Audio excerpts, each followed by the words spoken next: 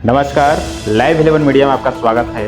और live expose show जो हर समुदाय, हर क्षेत्र के लोगों के लिए जो समस्या है उसके बारे में उजागर करने का काम करती है। तो आज जानने का प्रयास करेंगे, भारत जैसा समृद्ध देश है और झारखंड जैसा समृद्ध राज्य। जैसे कि प्रधानमंत्री जी बोलते हैं कि हमारे देश में 140 करोड़ लोग हैं और हमारे परिवार के हिस्सा हैं। तो क्या झारखंड के जादूगोड़ा के लोग प्रधानमंत्री जी आपके परिवार का हिस्सा नहीं है? क्यों यहाँ के लोगों के साथ भेदभाव किया जाता है?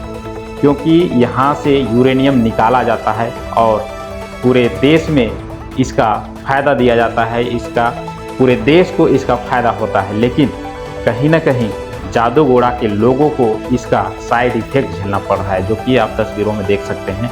कैसे वहाँ के बच्चे अपंग हो जाते हैं और वहाँ हर घर में आपको कोई ना कोई ऐसा व्यक्ति मिलेगा जो शारीरिक रूप से विक्षिप्त हो या उसका कोई ना कोई अंग सही से काम नहीं करता हो।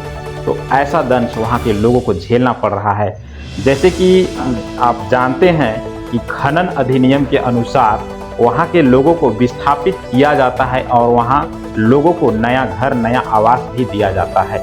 लेकिन जैसे कि जादूगोड़ा में वहाँ पे खनन किया जाता है, वहाँ जितना मलबा रहता है उसे वही उसी एरिया में छोड़ दिया जाता है, जिस कारण से उसका रिएक्शन होता है और लोगों के ऊपर सीधा इसका असर देखने को मिलता है। झारखंड में अनेक राज्यों में कोयला का खनन किया जाता है, कोयला निकाला जाता है। लेकिन जिसके ज़मीन और जिसके ज़मीन से कोयला निकाला जाता है उसे विस्थापन किया जाता है। विस्थापन का दंश वही लोग जान सकते हैं जो कि जिसके घर या जिसके ज़मीन में कोयला निकला हो, और ज़मीन के बदले में कुछ मुआवजा भी दिया जाता है और उसे नौकरी का भी देने का प्रावधान है। लेकिन बहुत सारे ऐसे कंपनियां हैं जो कि झारखंड में खनन कार्य कर रही है और बड़े बड़े नेता मंत्री उसके आड़े आए हुए हैं, उसका बोला जाए कि संरक्षण कर रहे हैं और लोगों का दर्द को कोई देखने के लिए आज खड़ा नहीं है। देख सकते हैं इस तस्वीर में कैसा यहाँ पे खनन हो रहा है। और यहाँ के लोग, जैसे कि हम धनबाद का ही बात करें, धनबाद में कितने ऐसे लोग हैं जो कि अपना ज़मीन, अपना घर, सब कुछ खनन के नाम पे छोड़ चुके हैं और विस्थापन हो चुके हैं। लेकिन आज उनका हालत आप देख सकते हैं, क्योंकि उनके ज़मीन के नीचे से लाखों करोड़ों रुपये का संपत्ति निकला, लेकिन उसे कहीं ना कहीं आज घर भी नहीं है, झोपड़पट्टी बना के रह रहे हैं। आप इस तस्वीर में देख सकते हैं। तो क्या इसे भी दूर किया जाना चाहिए? और यदि नहीं तो कभी न कभी आपके परिवार के साथ भी यही होगा, क्योंकि झारखंड में अनेकों जगह पे खनिज है। आप जहां रह रहे हैं हो सकता है वहां भी कुछ खनिज हो, तो कभी न कभी आपको भी ये दर्द झेलना पड़ेगा। तो कैसे दूर किया जाएगा, यही लाइव एक्सपोज आपको दिखाता है कि आपके साथ क्या दुर्व्यवहार किया जा रहा है और इसे कैसे दूर किया जा सकता है। क्योंकि केंद्र सरकार और राज्य सरकार का रवैया दोनों लगता है बराबर है। तो ऐसे में हम जानने का प्रयास करेंगे कि लाइव एक्सपोज शो में यदि हम आपके दर्द को दिखाते हैं, क्योंकि देख सकते हैं धनबाद हो गया, रामगढ़ हो गया, ऐसे अनेक खनन हो रहे हैं अनेकों जगह पे। और बॉक्साइट की बात करें तो लोहरदगा हो गया, गुमला हो गया, ऐसे अनेक जिला हैं जिस पे खनन कार्य होता है और खनन के नाम पे लोगों को विस्थापन किया जाता है और विस्थापन करने के बाद उसको पुनर्वास भी नहीं दिया जाता है। और उनके परिवार को जो नौकरी की बात होती है उसके लिए भी सालों साल उसे भटकना पड़ता है, फिर भी नौकरी नहीं मिलती है और आखिर में वे लोग कुछ गलत कदम उठाने के लिए मजबूर हो जाते हैं। यदि गलत कदम उठाते हैं फिर भी पुलिसिया तंत्र है जो उसे दबाने का प्रयास करती है। तो ऐसे में हम आपसे जानने का प्रयास करते हैं, क्या ये दर्द दूर होना चाहिए? यदि हाँ तो आप कमेंट में अपना राय जरूर दें, ताकि सरकार और यहाँ की सरकार नुमाइंदे और मंत्री नेता तक ये बात पहुँचे कि कैसे ये दूर हो सकता है और ये दूर क्यों नहीं किया जाता है। जैसे कि आप देख सकते हैं धनबाद जैसे ज़िले में कोयला का जो खनन हो रहा है उसमें जो विस्थापित हुए हैं उनके परिवार का दंश आप कैसे लोग झेल रहे हैं, ये आप तस्वीर में देख सकते हैं।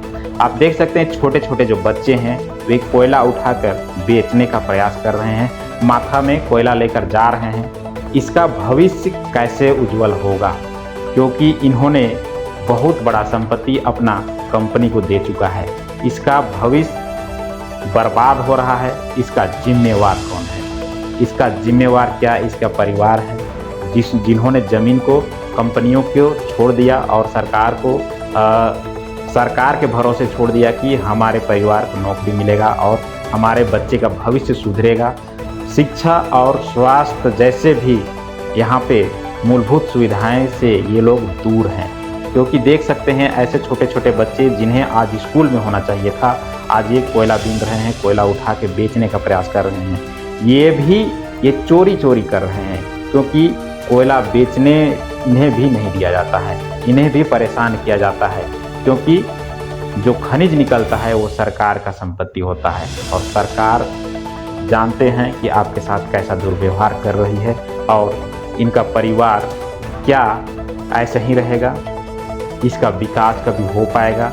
ये लोग बड़े सपने देख सकते हैं कि नहीं देख सकते हैं। ज़्यादातर लोग यहाँ पे गरीबी अवस्था में ही, बीमारी में ही मर जाते हैं और कभी अपना परिवार को बेहतर ज़िंदगी और बेहतर भविष्य नहीं दे पाते हैं, क्योंकि शिक्षा जैसे मूलभूत सुविधा और अस्पताल से भी ये दूर रहते हैं, क्योंकि इनके वो पेट पालने के लिए देख सकते हैं कितना मेहनत ये बच्चे कर रहे हैं और अपना परिवार को सपोर्ट कर रहे हैं ताकि उनका घर का चूल्हा जले, उनका घर में खाना बने।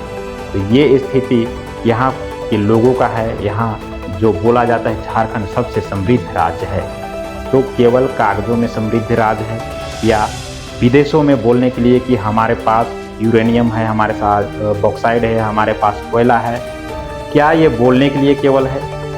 क्या यहाँ के लोगों को इसका फ़ायदा नहीं मिलेगा? और कब मिलेगा? अगर मिलेगा भी तो कब मिलेगा? क्या यहाँ के छोटे बच्चों का भविष्य ऐसे ही बिगड़ते रहेगा? क्यों यहाँ के लोगों को भविष्य उज्जवल नहीं होता है और यहाँ बड़े उद्योग, बड़े फैक्ट्री क्यों नहीं लगाए जाते हैं? क्यों यहाँ केवल यहाँ से खनिज संपदा को बाहर ले जाया जाता है?